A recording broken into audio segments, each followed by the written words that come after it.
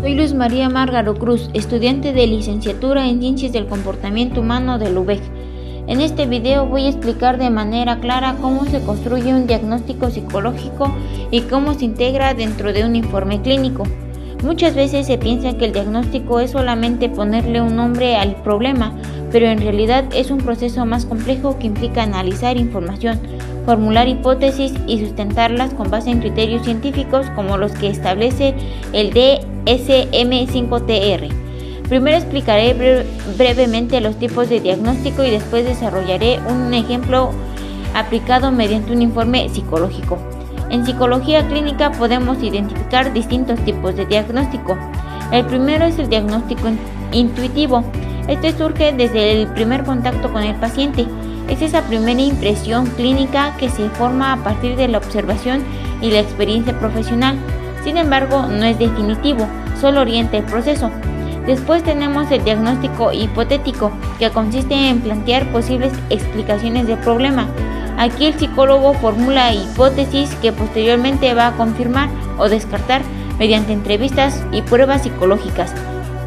El tercer tipo es el diagnóstico diferencial.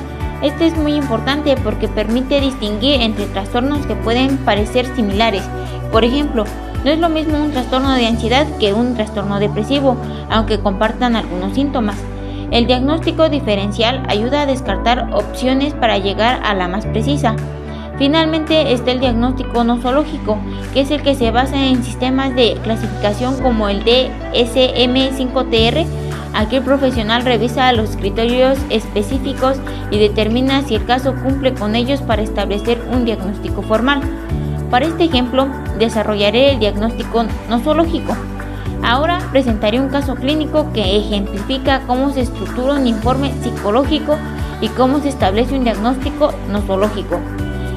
Datos de identificación. Se trata de Ana Sofía Mendoza, mujer de 20 años, estudiante de segundo año de medicina. Fecha de evaluación, 22 de febrero de 2026. Motivo de consulta. La paciente refiere sentirse constantemente preocupada por sus exámenes y desempeño académico. Menciona que, incluso cuando estudia con anticipación, experimenta pensamientos repetitivos relacionados con la posibilidad de reprobar o no cumplir con las expectativas familiares. Señala dificultad para dormir antes de evaluaciones importantes, tensión muscular y sensación de inquietud casi diaria. Antecedentes generales. En cuanto a antecedentes familiares, el padre es abogado y describe un estilo de vida con altos niveles de estrés laboral. La madre es médica y presenta antecedentes de ansiedad diagnosticada, actualmente bajo tratamiento. La paciente refiere haber crecido en un ambiente con altas exigencias académicas y expectativas profesionales claras. No reporta antecedentes médicos relevantes ni consumo de sustancias. En el genograma se observan 3 miembros directos: padre, con estrés crónico asociado a trabajo; la madre, diagnóstico previo de trastorno de ansiedad; y la paciente con sintomatología ansiosa actual. Esto sugiere posible influencia tanto genética como ambiental en el desarrollo de la sintomatología. Se aplicó la entrevista clínica semiestructurada, el inventario de ansiedad de Beck y finalmente el inventario de depresión de Beck II. Los resultados indican niveles moderados de ansiedad y síntomas depresivos leves, sin cumplir criterios para un episodio depresivo mayor. Inicialmente se formuló la hipótesis de ansiedad relacionada al rendimiento académico. En el diagnóstico diferencial se consideraron trastorno de ansiedad generalizada, trastorno de adaptación con ansiedad y trastorno de pánico. Sin embargo, se descartó trastorno de pánico debido a la ausencia de crisis súbitas e intensas. También se descartó trastorno de adaptación, ya que los síntomas han persistido por más de 6 meses y no se limitan a un evento específico.